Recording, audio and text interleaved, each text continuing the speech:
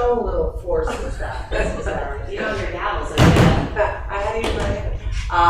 So, Ms. Fields, do you want to begin? And then, I'm delighted.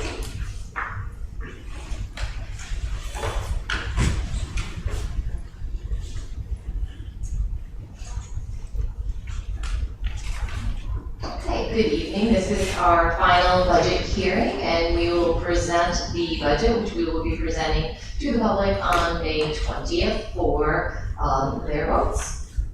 So tonight we have several things we'll go over, from our mission, enrollment staffing, new program proposals, our component budget, revenue, expenditure, the tax cap, the budget summary, contingent budget, annual election, and then how people could vote by early mail or absentee ballots.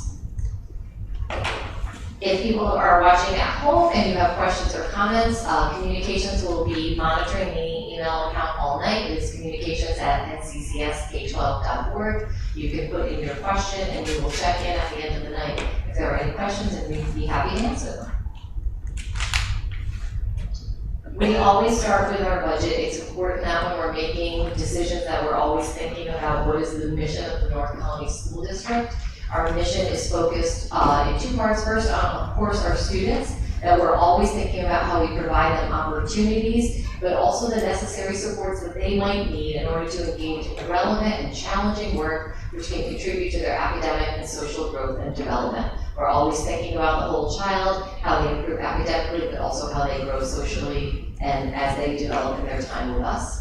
And then the second part is about the learning community here who serves our students. So all staff, all teachers, administrators. We consider ourselves part of a larger learning community. We're working together to try to build our collective capacity so that we can continue to provide a high quality, relevant, equitable education for all. If we're constantly learning, growing, and evolving, then we're not able to meet our mission. So we are proud to be part of the learning community working together. So we have 4 strategic pillars that we think about when we're looking at our budget. Academic excellence, we know that, our number one goal is to always make sure that our students are learning and growing. And we are thinking about not just that they score really well on tests, which is obviously a part of their lives, but that we're creating engaged learners and empowered learners who know that they can do something with their learning more than just pass a test. We have equity as one of our pillars, which is where we're thinking about how do we innovate to promote excellence and avoid any opportunity gaps? How do we think about helping all students to be successful? Social emotional health, how do we ensure the student and staff safety and well-being? That has always been one of the North Colony pillars. Obviously, a lot of people started talking about it from the pandemic on, but we have been talking about it for a long time because we've been deeply invested, as I said earlier, in the whole child. And then thinking about the organizational health and well-being, how we create a solid foundation for long-term success and sustained growth so that we continue to evolve over time. So every year in the past few years, we have been spending a long time looking at our enrollment figures. The board very well knows that the district has been seeing an increase in enrollment for about the last decade, and it's been a pretty steep increase. The board is also aware that our demographer had projected as early as 2014 and then continued to update it through 2022 that at some point our enrollment would level off. He never forecasted that we would have a decline in enrollment, but he did forecast that the tremendous growth we were seeing before the project in 2016 would start to level off. And indeed, if you look at our enrollment currently and our projections, you start to see exactly that. So our elementary schools that are currently at 2,548 students are projected to be at 2,544, so virtually equal. Our middle school that is at 1,493 is forecasted to be 1,491, virtually equal. And our high school is at 2,140, forecasted to move to 2,188. That tracks with, as we watch that bubble of growth go through, we have shepherded them through the elementary, through the middle, and now they're starting to hit 9th grade. And in fact, if we were to look more closely, you would notice that our primary, our K2 classes are smaller than even our 3-5 classes. So that idea that the demographer had forecasted that we would level off is very much true. Certainly you'll remember years where we went up more than 100 students in a year. And you can see now we are leveling off, still growing, but just at not quite the steep and rapid pace. That enrollment slowdown, if you will, impacts obviously requests for staffing and new programs, because as over the last few years, as enrollment has surged, we have added a significant amount of staff and programming to meet the needs of a greater student population. So you start to see, as the enrollment levels off, so do our budget requests, because we are fully staffed for the students before us. So this year, our staffing request at Shaker High School, we are requesting one new psychologist to help us with our student programming and planning as the high school gets bigger, 2 hall monitors and a .2 music teacher. We are fortunate to have some part-time music, so we can add this to a part-time position. This will allow us to offer more elective opportunities in music for those students who didn't start in band or orchestra in 3rd grade but have different interests in music. It could be music technology, it could be songwriting, and we know it's always better for a student to be able to explore an interest than maybe sit in a study hall, so this will allow us to offer a few more of those electives. In transportation, we are asking for a 1.0 clerical. We are in a good position right now that everyone who works in the transportation office is also able to drive. So that means on days where there might be a driver shortage because people are out sick, everybody drives, but what that also means is we've solved one problem by having everybody able to drive, but we've created a new one that there's no one left in the office to answer calls. And although we can certainly forward those calls to another office, I think we all recognize if you're calling the transportation office at 7:30 a.m., you have something pretty immediate, and it doesn't help to have it routed to somebody who doesn't have the expertise to answer your question. So we're looking to put someone full-time clerical in there so that we can assist our families better. And then we are asking for a 0.5 math intervention specialist. We have intervention specialists across all of our elementary buildings, and looking at some of our testing, this will help us to serve a few more students across all 6 buildings in order to help them be as prepared as possible for their next grade level. We have a few program proposals this year that are new. The first is a dual enrollment program. This one has no new staff associated with it. It is an AP Computer Science course, which we currently offer, that will now be joined with Siena College. This is a benefit and an opportunity for our students for the following reasons. When students take an AP course, if they get a score of 3 or higher, that can often translate to college credits, and students can take that AP score of 3 or higher and be able to get college credits. However, we all know that some students don't test as well, could do very well in the course, could be getting excellent grades, and maybe just have a bad day on that test. By dual enrolling this with Siena College, the students who pass the course, regardless of the AP examination, will get Siena College credit. So it is another university in the high school course. So they can bring forward AP credit, or they can bring forward college credit and have that on their transcript, just like they were transferring from Siena to somewhere else. So we see that as a real opportunity to join those 2 programs to give our students more options. In special education, we are asking for a new teacher to expand our transition program.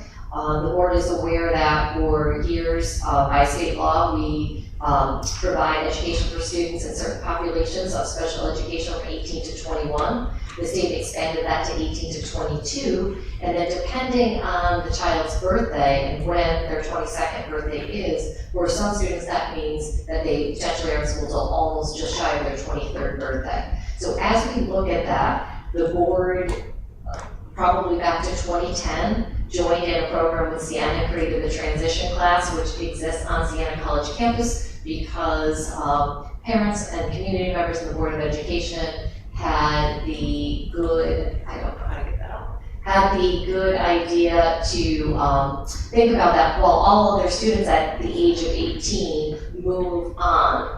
That our students who were 18 to 21 years old, they stayed in Shaker High School. And that didn't feel like an equitable opportunity for them. And so the Siena Transition Program began so that those students, just like their grade level peers, when they reached 18 and graduated, they would have an experience that wasn't still in the halls of Shaker High School.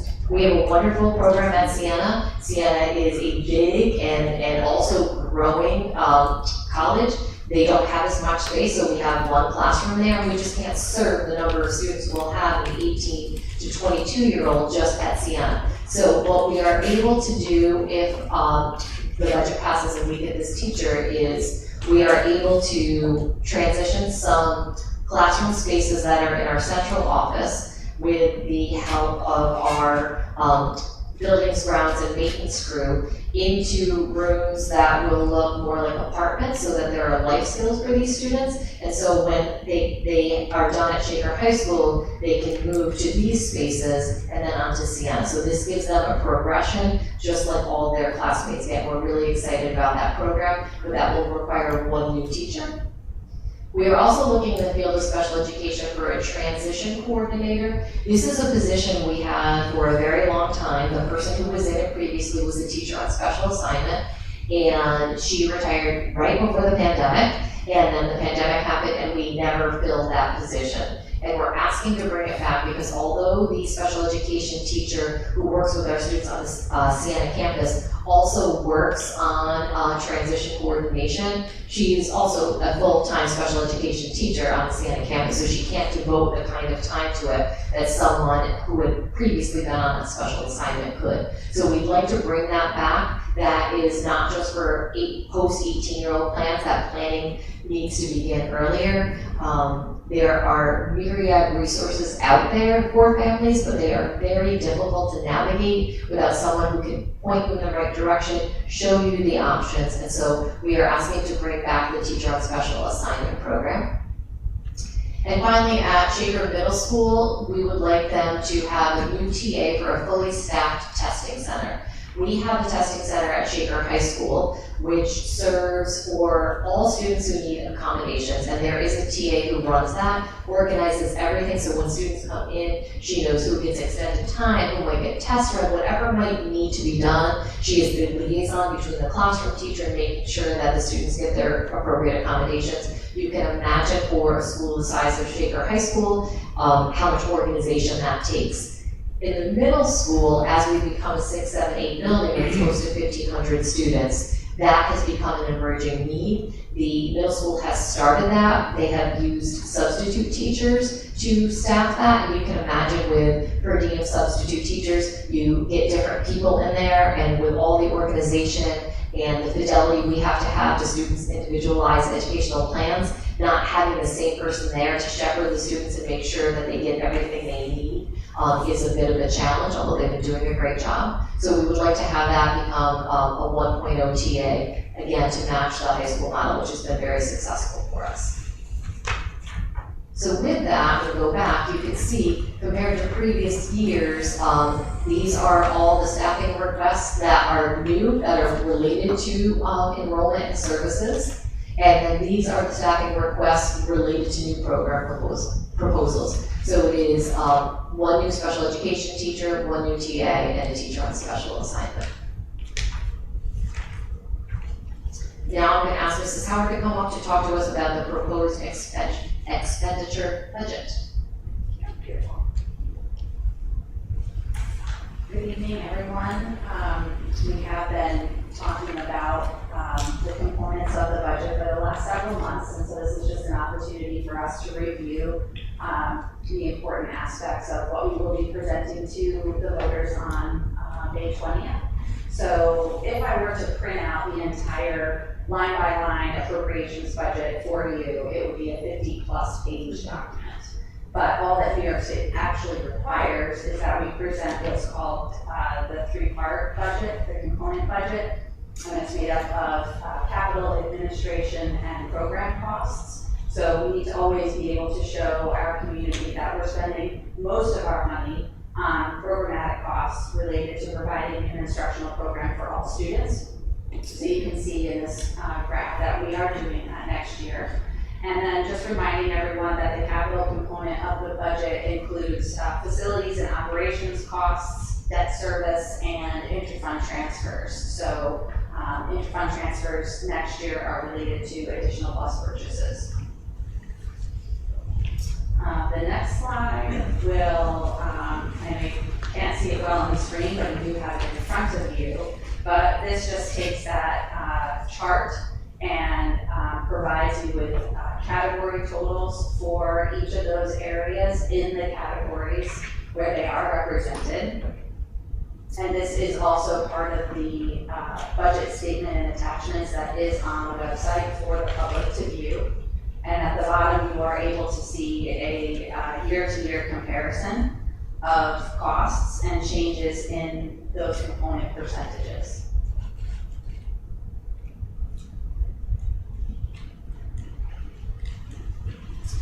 When we talk about our revenues, as you all know and have been listening to the news, we do not have a New York State budget yet, so we do not have final foundation aid or state aid amounts for North Colony for next year. So the biggest question that I've been getting from people is, what is the impact to us if we receive final state aid numbers? And it's different from what I've been projecting for the last few months. The simplest way to explain it is that the impact will be on fund balance. Right now, we're projecting that we'll need about $907,000 to balance the budget next year. If our state aid numbers come in lower, that number would increase, and vice versa. That also assumes that we spend 100% of the budget every year. We don't usually, but we have to make sure that we have the funds to do so in case that is needed. So at this time, I think I've been sharing that our state aid amounts are conservative because we were looking carefully at enrollment throughout the budget season and also looking at different aspects of our student population because some of those categories are weighted differently for purposes of allocating state aid. So then the next slide will just show you a little bit of a breakdown of those other revenues that balance the budget worth approximately $6 million. So, and then you can see a budget to budget comparison. The payments in lieu of taxes are included at the top with the property tax levy amount, which you will recall is a 3% change from 24 to 25. And then the biggest difference that you'll see on this chart year to year is at the bottom section under fund balance and reserves, where I removed the $5.7 million appropriation from the capital reserve because that was specific to the transfer to capital project that we started working on this year. And this document does reveal that we have a balanced budget. The next slide shows categories of proposed expenditures. So thinking back to that programmatic component where your salaries and benefits of the folks providing our instructional program for all students make up the majority of our budget. This shows you the additional salaries and fringes, payroll costs, retirement costs, health insurance costs, payroll costs, et cetera, that are in that category. So in addition to additional staff members that we are planning for next year, we did reasonably plan for contract settlements wherever they were necessary. So that is also attributed to the increase.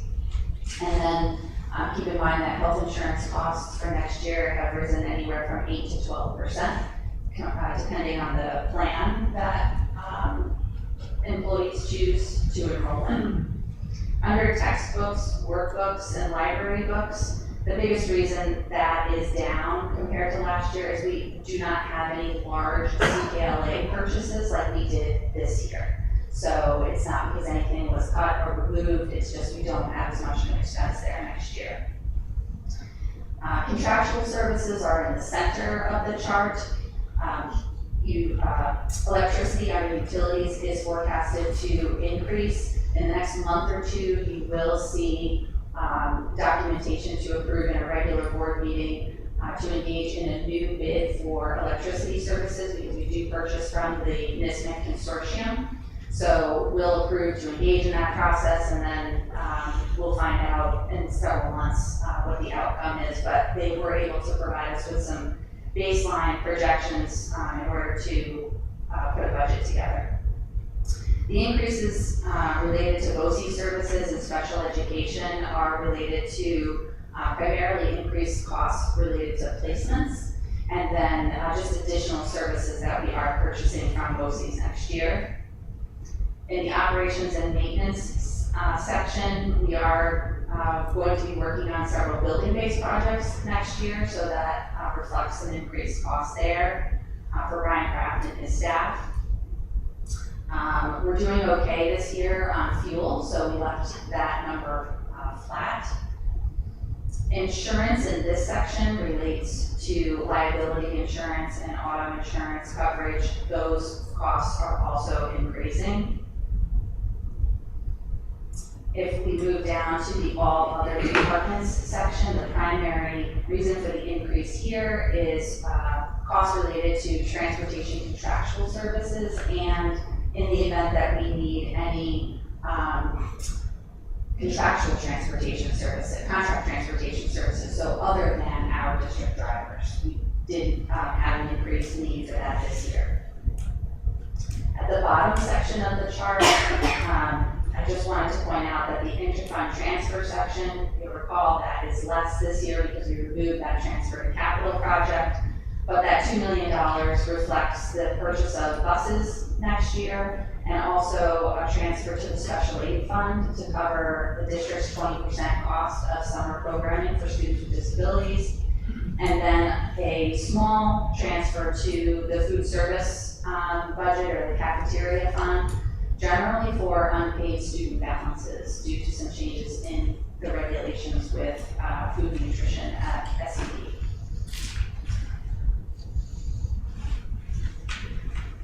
Moving forward, just wanted to give everyone one last view of the property tax calculation. The last time we met, we thought that the maximum allowable levy to levy increase would be 4.06%, but something's changed with regard to our allowable exclusions. That number came down a little bit, so I modified it, moved it to the 4%, and then through discussion with the board, we did decide on a 3% levy increase, and that slide is recapped. Next. Showing members of the board and the community that the proposed budget is a 0.74% budget to budget increase. We've discussed how it is a reasonable and responsible budget. It maintains all existing programs and staff and adds additional programming and staff for students. And the proposed tax levy increase of 3% is below the maximum allowable levy limit of 4%. I still do not have the information yet to compute a tax rate, a proposed tax rate. I check every day, but as soon as it is available, I will share it. We always have to plan for a possible contingency. So under the law, in the event that our budget was not supported, we could not levy a tax any greater than in the prior year. So we would receive less revenue, but also we would be required to remove all expenses related to equipment, any capital purchases, and any kind of public use of the facility. So you're talking about use of sports, you're talking about Boy Scouts, Girl Scouts, PTA use of the buildings. You actually have to charge for anything like that under a contingent budget. So we are required to disclose what that amount would be, and that is included in the budget notice in the budget newsletter, which will, I believe, go out in the mail tomorrow. So you should see that hit mailboxes, I would say, by the weekend.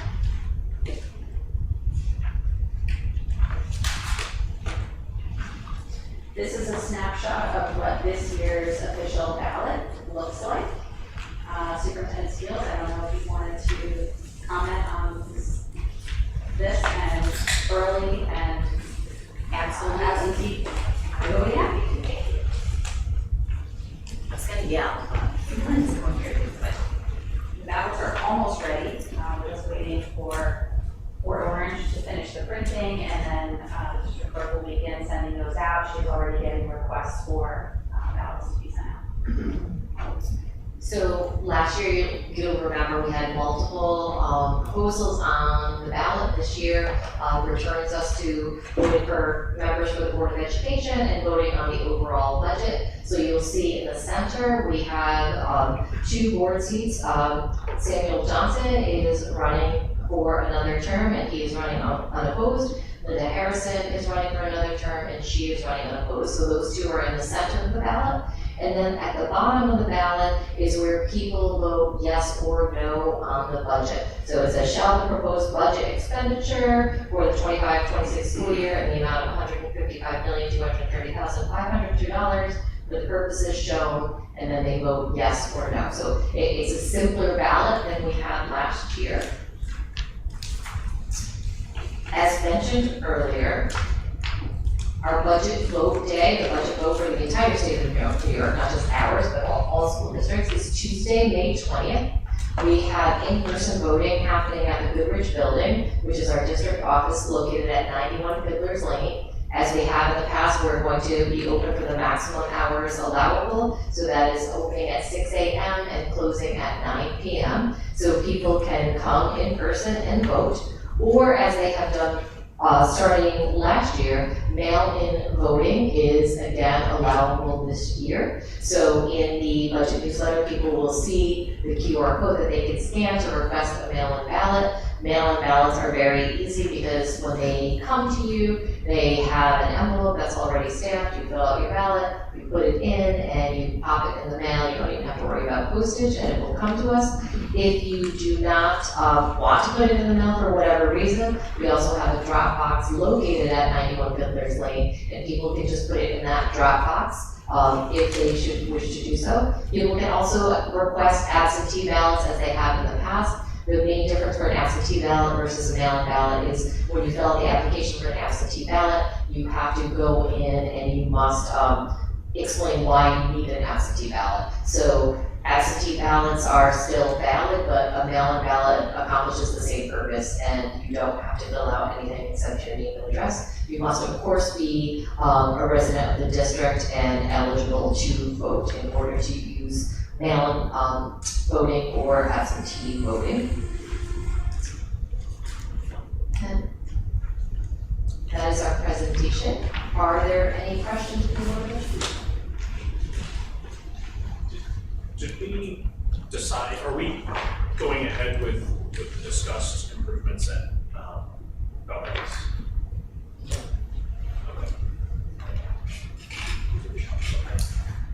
It's not dead. Is it wrong? We don't need to, we're gonna take our time and do it right. Correct, we have to go down it. That number surprised a lot of people. Okay.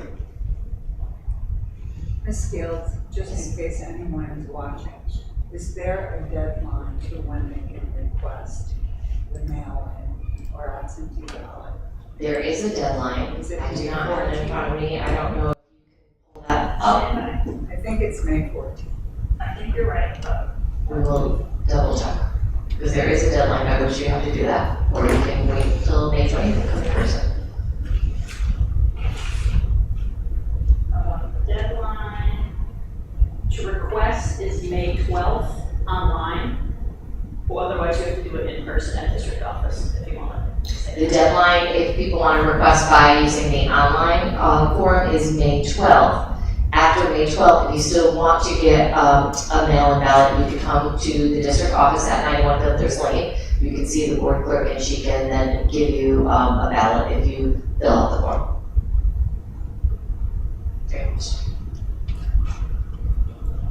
If someone goes in person, is there a deadline to when they can go in person and go to the clerk? Is it right up to May 20th or? To receive the ballot, so the ballot has to be received by the clerk 5 o'clock on the day of the election. So it goes to 5 o'clock on the day of the election.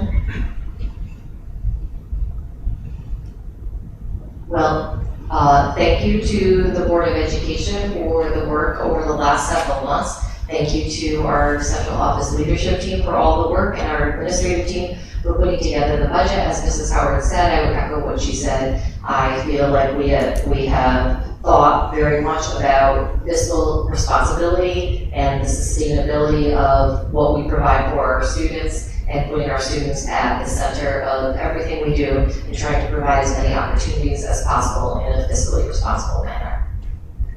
Thank you, Ms. Scales. Thank you. Thank you, Ms. Howard, for your good work on the budget. And, I'll take a motion to adjourn. Mr. Aisha. Oh, Aisha, do I have a second? Mr.